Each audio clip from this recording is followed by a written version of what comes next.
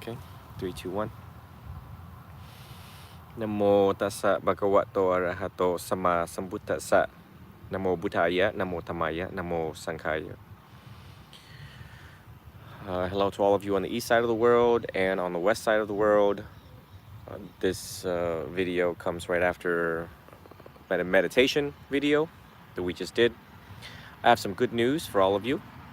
Number one, thank you so much to the group of people who have donated after my video about raising funding to further our programs. As a direct result of that donation, next Saturday, I will announce this over and over again, so don't worry. You guys have a week to get prepared.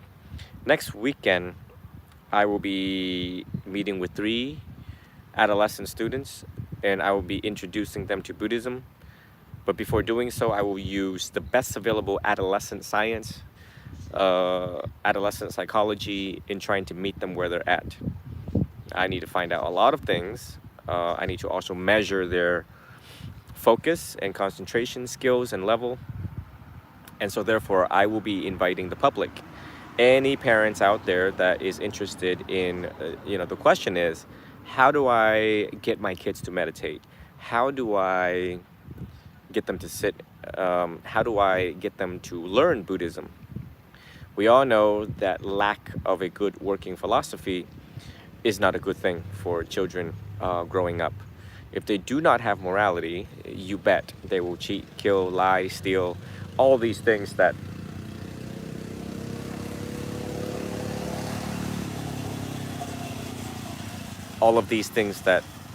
can lead them astray, and the influence of friends in their lives.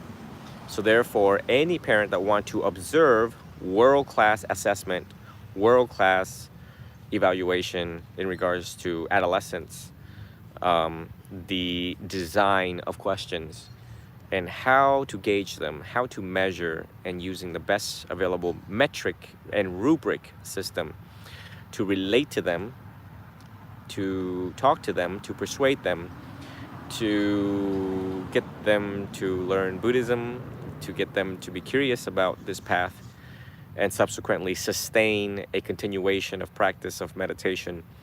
So therefore, I will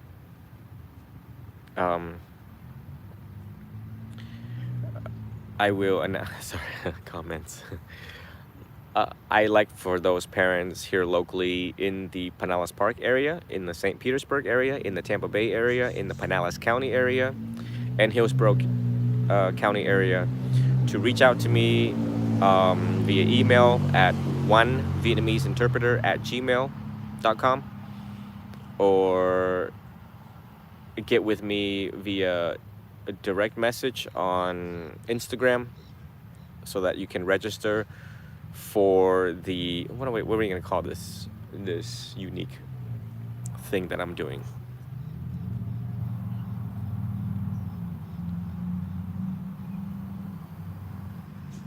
Bringing children to Buddhism. Yeah, I think that. Bringing children to Buddhism would be a good, appropriate title. And so I'm super excited because we all know, and this is in the midst of trying to write my book. But I wanted to thank, among some of those donors, Tayden,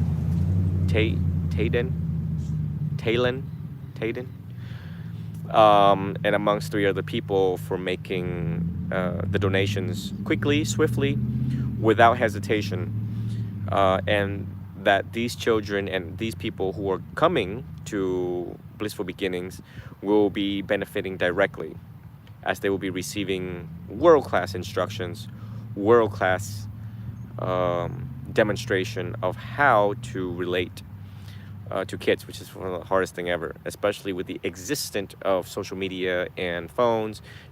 As I spoke to parents today, I would ask questions like, your child get on the phone a lot, face stuck onto the phone? And the parent said yes. And so I'm asking questions regarding concentration and focus, ADHD. I'm trying to rule out, and I'm trying to gauge these kids as much as possible, all of the information I can gather from the parent. And, you know, then I meet with the children and then try to gauge all of them, you know, all three of them. I would probably take a few more, but I would probably say no more than 6 or 7, because that would be quite overwhelming to prioritize individualized attention necessary to read these kids accurately, on point. You know, each child require unique individualized attention and supervision in order to meet them where they're at. Children are especially very confusing to read if you are not skillful at understanding their world in their mind. One of the 8-year-old is so smart that he can put tables and all these things together. When was the last time you guys put a table together, or a chair, or stuff like that? So some tables and chairs are pretty easy, pretty self-explanatory. A, B, C, D. These screws are F, G, H, and you do. Here's the instruction manual. And there are some computer tables where I'm like, what? Some chairs, mind you, some computer chairs, I'm like, what? Even the armrest I got wrong, nonetheless. So anyways, it's just to show how intelligent kids are these days. I mean, they can actually sit there and write the manual for how to use your iPhone, how to use your iPad. The more intelligent they are, the more complex their mind actually really is. It requires a very skillful psychotherapist, psychologist, psychiatrist, and or a monk such as myself to really dive into their mind and pinpoint exactly where we need to start. And how do we come up with a good program for them to sustain this practice so that they can achieve mindfulness, make less mistakes, and establish a good foundation for a better future, for a good, secure future, so that you don't have to worry about them dating and hanging out with the wrong crowd, wrong friends, all these stuff, gangs, violence, guns, touching all of those, fentanyl, drugs. The list goes on, and it's quite scary, actually. A child that veers towards Buddhism, takes the precept, understands the precept, exemplifies that precept, leads their parents to not have gray hair prematurely, leads their parents not to have high blood pressure, just because the parent will be secure in the knowledge that the child knows what is right, what is wrong, the integrity aspect, the morality and ethics aspect, and to discern wise and foolishness. Okay? Very important. And so it's something I'm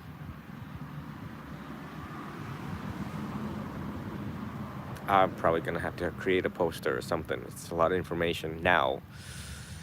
And blessed are those who get to hear this. Again, this is the month that I have to turn in my book. 40 to 60,000 word book in the midst of trying to fit this in.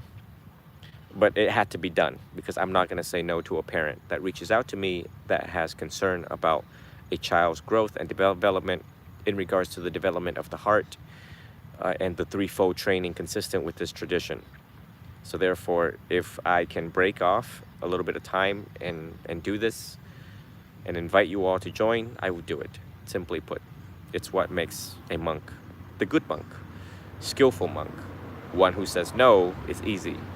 No, I'm sorry, I can't do this. Oh, no, I'm sorry, I'll have other projects. Oh, I have a book to write. No, it's not my MO.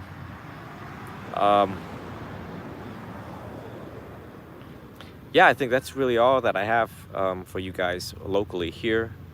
And again, if you don't have kids, and if you plan to have kids, I think this class would be really insightful for you. Or you have nephews and nieces who are out of control, who have behavioral problems.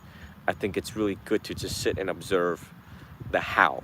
How do we talk to children? How do we relate to them? How do we explore their mind and world? How are we going to get them to adopt something that is useful for them? The longevity of all of that. So again, these requires you to reflect And it's easy for you to side with the lawyer in your head, which is, oh no, Karen, Susan, Betsy, whatever, you name it, all the little children's name, Tom, Clark, John. It's easy for a parent to sit there and say, yeah, these kids will never get it, right? Or I don't think they're gonna absorb the information, and so on and so on. Okay, well, it's also not our job to think for the kids. It's our job to experiment these things and see how well it's gonna work out, whether it's gonna yield any results, and it is worth a try. And again, my job is not to push religion on anybody. Just because I'm a Buddhist monk does not mean I'm sitting here pushing Buddhism on every single child out there. But this is one of the most comprehensive and educational system that the world has ever seen. So therefore, my job is, because you have to all understand that I sit here answering phone calls all day, every day about adolescent issues, and how kids are resorting to drugs. And now we have this new thing called rainbow fentanyl. Fentanyl pills made to look like oxycodones. Look like candy, actually. You put two of those in your mouth, you're guaranteed OD. So therefore, realizing that we can see long-term effects of the problems that adolescent may face, and how or why will they face into this? Well, if they... Oh, come on. Don't freeze on me.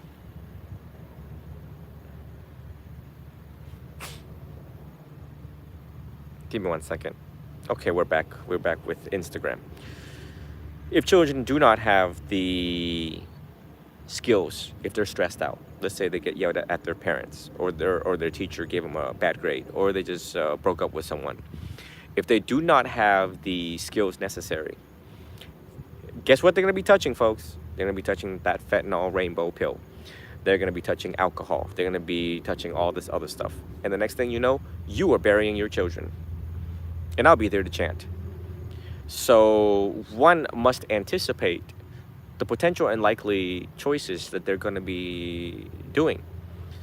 A skillful parent who utilizes one's wits and intelligence and wisdom will do everything they can to prevent this and to teach their kids not to touch this stuff that's out there, this poison that is out there, and the many poisons that is out there. And notwithstanding oxycodone or all these drugs and intoxicating substance, what if they choose bad friends? The influence of friends, peer pressure. What if they get into the violent world of violence, right? And so on and so on. Therefore, we must do everything we can to give them the skills necessary. And I believe that if parents, that's why I'm inviting all of the parents and their kids, because if their kids see their parents dedicated to this path, they too have a role model to see, well, if mom is sitting there and meditating, okay, well, I guess we're just having to try it. You inspire by and through your own change, and so on and so on. Furthermore, I want to emphasize parents that are single parents. Single parents are also at a disadvantage, as the fact kids are being in a single parent home also is at risk, because they don't have the parental supervision and role model figures necessary for the benefit of their growth and development. We know that from research. So therefore, again, I'm talking to the world right now on all social media platform. I would hope that you all would sit there and reflect on this unique, one-of-a-kind program. Next Saturday will be taking place next Saturday, and I think it will probably drag on Sunday too. Next Saturday and Sunday. So not this Saturday, Sunday. Next Saturday, Sunday. Which is what date? I all of my media is stuck right now. So I will announce it. It's something to, again, you reach out to me so that I know who wants to participate, who wants to come. It requires a direct message in order to register, to ensure how many people is coming, whether we have enough seats, and to ensure, you know, that the program go as smoothly as possible. And I think that's pretty much about all. I don't think that I'm missing anything out in telling you all about this. And this is the first of its kind, by the way. Just because I sat there with this mom, and this mom is telling me, I mean, I have a lot of compassion for the moms and parents that sit there and reaches out to me, and they just have no idea where to start, and they're very concerned about their kids. And the fact that the kids are so smart, they're afraid that, you know, we know intelligence is a double-edged sword. They can either go one route or go the other route. They can use their intelligence to become the next astronauts, or they can use that intelligence for the total opposite. And I sat there and listened to this mom, and I realized, okay, well, let's get on it, because one of them is 8 years old and the rest of them is 10 and 12 and so on and so on. So we're a little late, we're a little behind in regards to the timeline to implement the best available science in Buddhism and Buddhist psychology to secure them on a good operating platform to lead a better and happy, healthy life. But it's gonna start now. So that's a good thing. Furthermore, this program is made possible by these four donors given the last 2 live talk. So not the last one, but the one before that. Life-saving programs. And this is what I mean.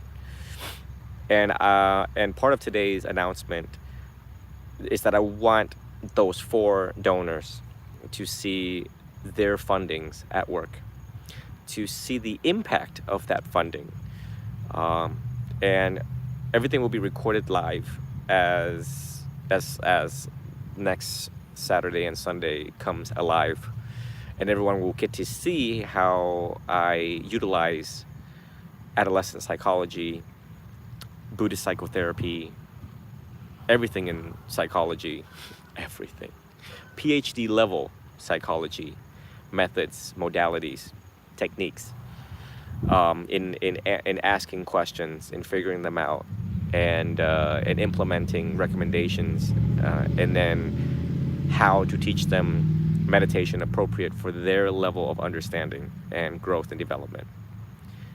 So it's super exciting. For me it's easy. It's because I've already got 20 years of training and experience and education and sitting with so many people, with so many humans, so many kids, and growing up with them actually.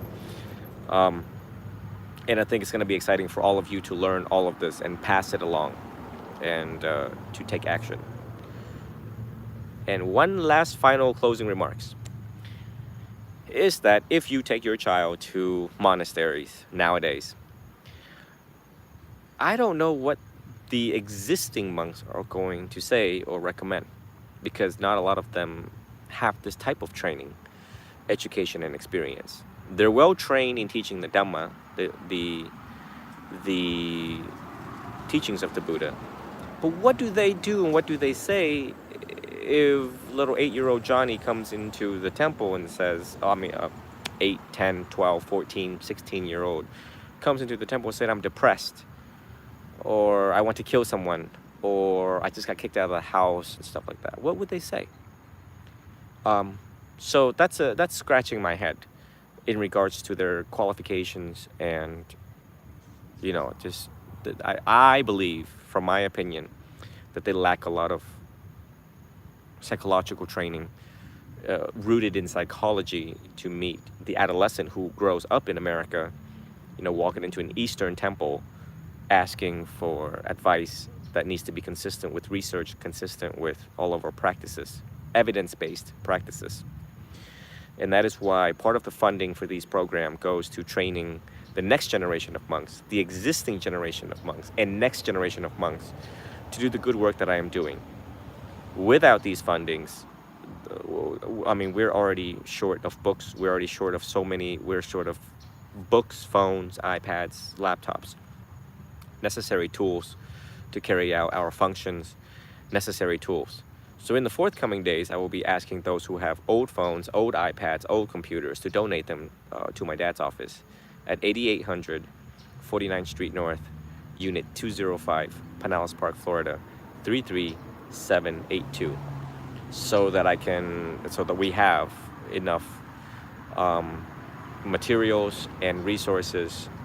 I mean, just look at your own phones when it gets old and slow, you know, and if you were to use your existing stuff to learn right now, you know, and so all the monks that I'm training right now do not have these resources, and or their laptop is dying, or is outdated, or it's too slow, it's lagging, right? It stunts our progress, and it stunts the graduation deadline for them to go forth to become the next generation of Buddhist psychotherapists in helping the masses of the crowd out there. Okay, so it is getting dark, clearly. I'd like to conclude my talk. Any further questions can be directed to my direct messages in my inbox. I hope to see all of the parents, and I will put a more formal information probably through a flyer and publish it across all platforms. So please pay attention closely to Facebook. Please pay close attention closely to Instagram.